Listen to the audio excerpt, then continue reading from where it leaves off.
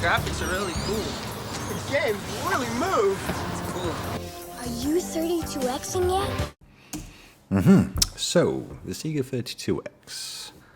Short lifespan, low sales, but there are 10 games that still remain exclusive. In this video, I would like to explore those games and see if any of them are worth playing today. When I wanna be happy, when the skies are gray, I always have my 32X to fill my day. In 1996, the Amazing Spider-Man Web of Fire swung onto the Sega 32X in what would be the last officially licensed game for the system in North America. Released in extremely limited quantities, Web of Fire has become one of the rarest games in the 32X library. The game follows Spider-Man as he battles against the nefarious Hydra organization, who have taken New York City hostage. With help from Daredevil, Spidey must disable Hydra's devices while facing classic villains. Though Web of Fire featured iconic characters, it can't help hide the game's poor platforming mechanics and sound effects. The game's limited release and high price on the collector's market have turned it into something of a hidden gem, but despite its rarity, it's often remembered more for its historical value than its gameplay.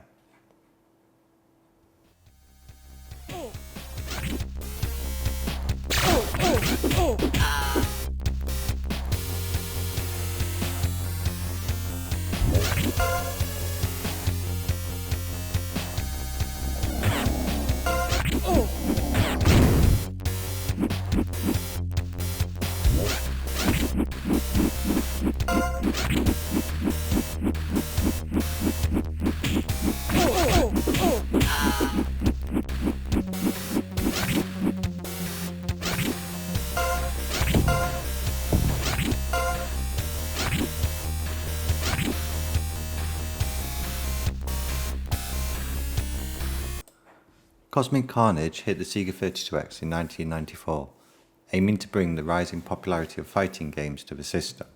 Set in a futuristic space prison, the game features 8 alien combatants battling for survival. What sets Cosmic Carnage apart is its unique armor system, and players can customize their fighters with different gear that affects both their appearance and abilities. Visually, the game made good use of the 32X's hardware with detailed sprite scrolling and fast-paced action, but its sluggish controls and lack of depth left many disappointed. Despite the potential for a unique, gritty fighting experience, Cosmic Carnage failed to stand out in an already crowded genre dominated by heavyweights like Street Fighter and Mortal Kombat. Today, it remains a curious footnote in the 32X's short history, remembered more for its ambition than its execution.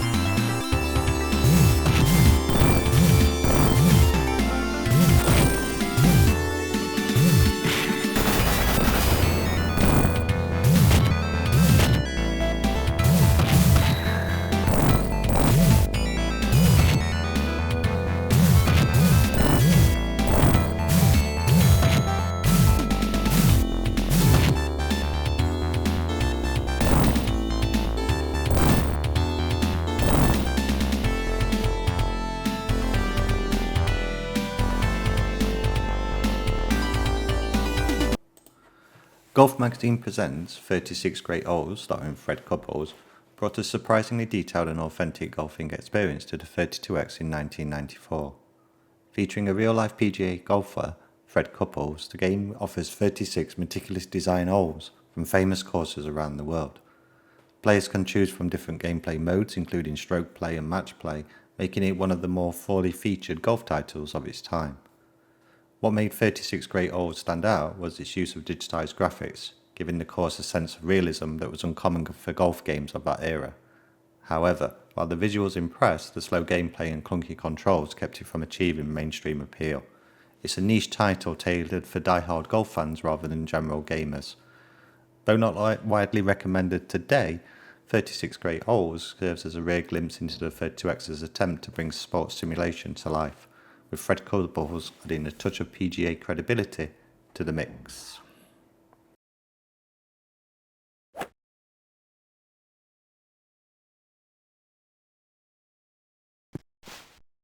Ah, you're in the beach.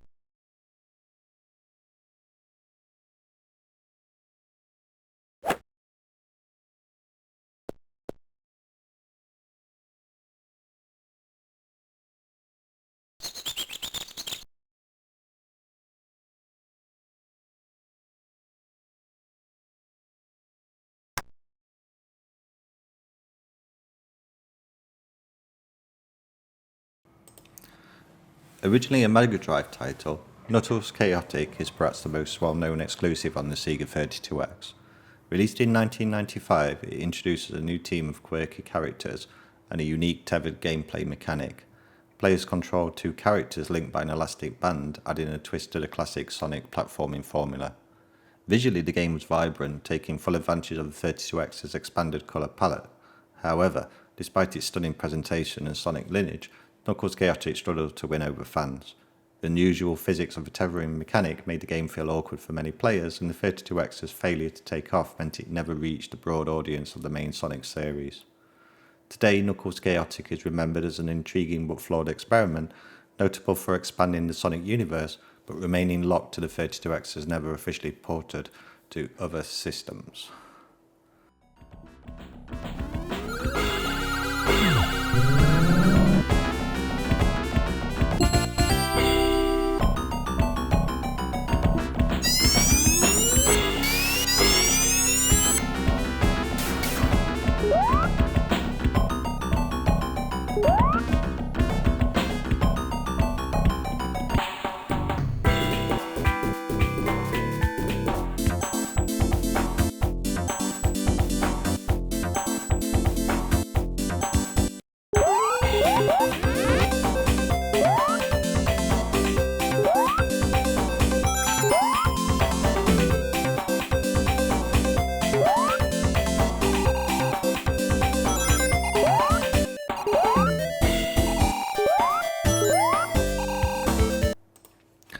Tempo hit the Sega 32X in 1995, offering a psychedelic platforming experience unlike any other. Developed by Red Company, Tempo stands out for its vibrant, colourful visuals and offbeat character design. The game follows a dancing grasshopper named Tempo as he battles through a series of musical stages filled with eccentric enemies and quirky bosses. What made Tempo unique was its focus on rhythm and style. The game's audio-visual presentation was a true highlight, with the 32X's enhanced colour palette bringing each level to life, while the Q Sound technology provided an immersive dynamic soundtrack that synchronised perfectly with the gameplay. But while its presentation was praised, Tempo's unconventional gameplay combined with its limited release meant it never reached a wide audience. Still, it remains one of the more creative and memorable titles exclusive to the 32X, a game that dared to be different in an era of cookie-cutter platformers.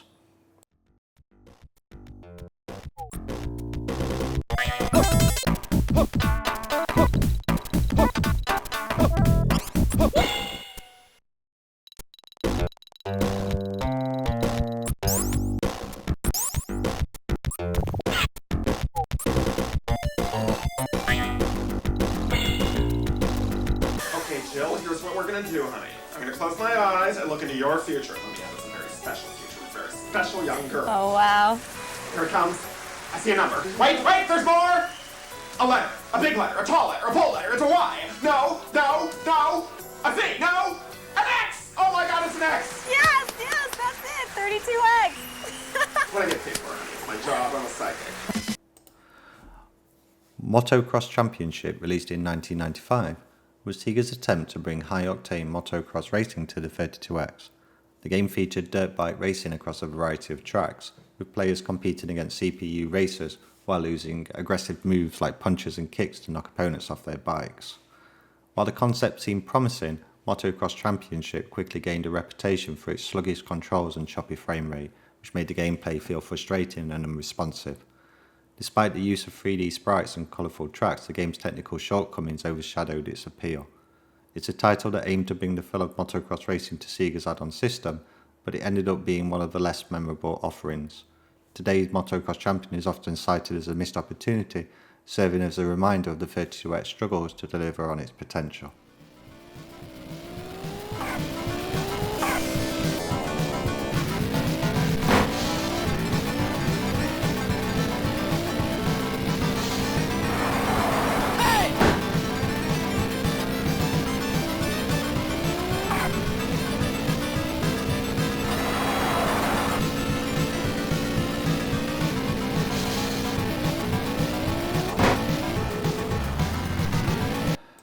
Released in 1995, Metalhead was one of Sega's attempts to showcase the 32X's 3D capabilities. In this first-person mech shooter, players pilot a giant robot taking on missions to liberate cities from an enemy invasion. With fully 3D polygon environments, Metalhead was a technical achievement for this 32X, offering impressive combat from the cockpit of a powerful war machine. The game stood out for its variety of missions, from destroying enemy forces to rescuing hostages, and its impressive visual detail, especially for the hardware. However, despite the technical prowess, Metalhead struggled with repetitive gameplay and stiff controls, which limited its lasting appeal. Though its visually ambitious title for the 32X, Metalhead failed to elevate itself beyond the tech demo, remembered more for what it showed the 32X could do, rather than its gameplay.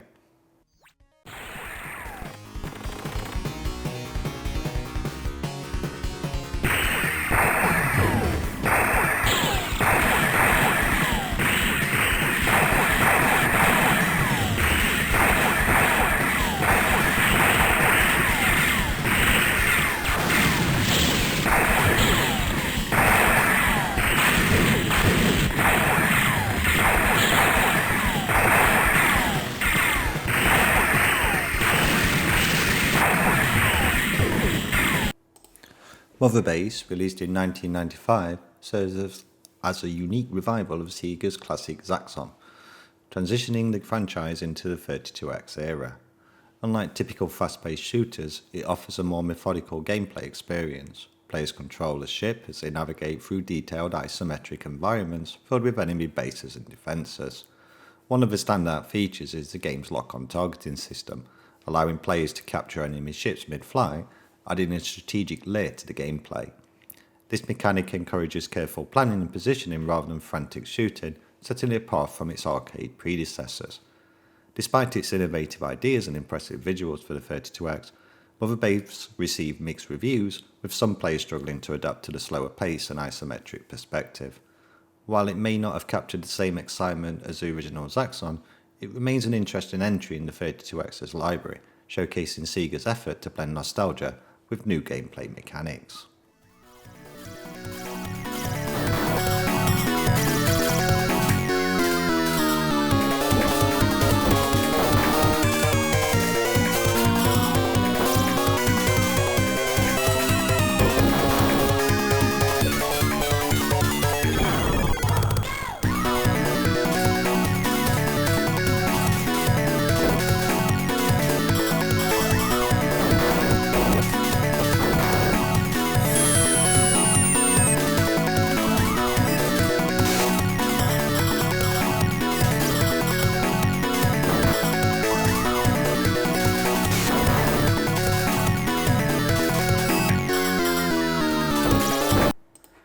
In 1995, Calibri landed on the Sega 32X, offering a completely unique gaming experience. Unlike most of games of the time, Calibri put players in control of a hummingbird, a peaceful creature suddenly thrust into battle to save the world.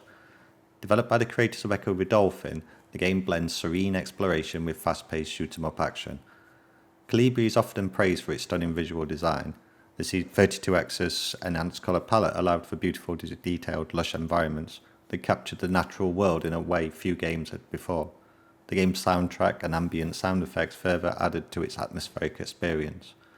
But beneath its visual charm, Calibri also featured challenging gameplay that sometimes felt at odds with its tranquil setting. Despite this, it stands out as one of the most artistically ambitious games on the 32X, though its exclusivity to the platform has made it a hidden gem for retro collectors.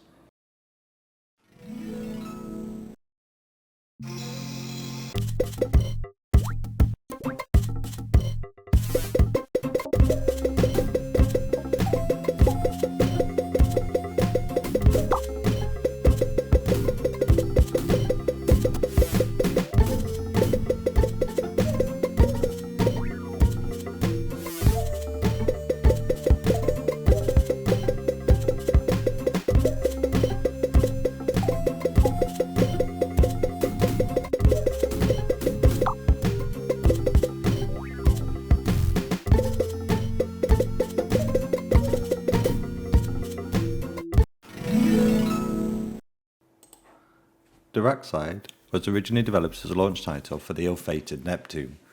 Released exclusively in Europe in 1995, it is one of the rarest and final games for the Sega 32X.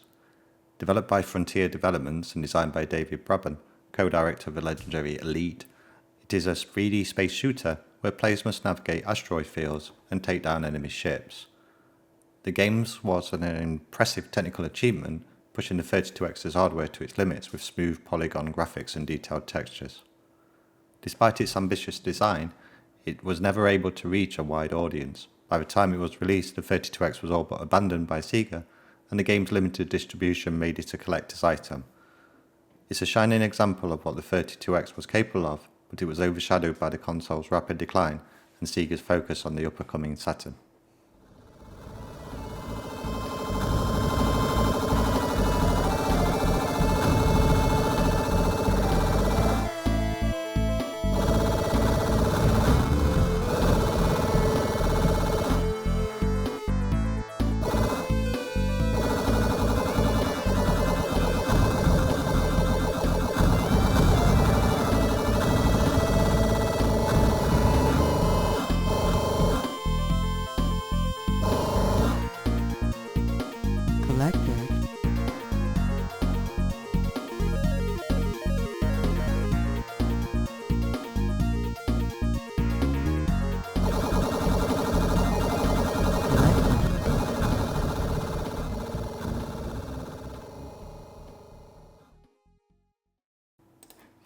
As we've seen, the Sega 32X offers a unique glimpse into a pivotal moment in gaming history, with its small yet memorable library of exclusive titles.